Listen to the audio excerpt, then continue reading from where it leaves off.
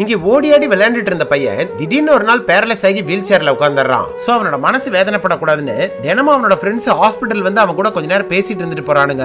அப்பதான் அவனோட அம்மா அவன் இன்னும் கொஞ்ச நாள் தான் உயிரோட இருப்பான், சோ இருக்கிற வரைக்கும் அவனை சந்தோஷமா வச்சுக்கோங்கன்னு சொல்றாங்க. அதை கேட்டதும் இவனுங்களுக்கு மனசே உடஞ்சு போயிடுது. சோ அவனோட ஆசை என்னன்னு கேட்டு அதை நிறைவேற்றலான்னு அவங்கிட்டே கேட்டுறானுங்க. அப்பதான் அவனோட ஆசை ஒரு பொண்ணையாவது லவ் பண்ணி அவ கூட ஒரு நாளாவது வாழணும்னு சொல்றான். என்னதான் இருந்தாலும் இது அவனோட கடைசி ஆசை, அதை நிறைவேற்றே திருணும்னு சபதம் எடுக்கிறானுங்க. ஆனா இதுல என்ன சிக்கல்னா, ரோட்ல போற பொண்ணுங்கல இருந்து தெரிஞ்ச பொண்ணுங்க வரைக்கும் எல்லார்கிட்டயும் கேட்டு பாக்குறானுங்க.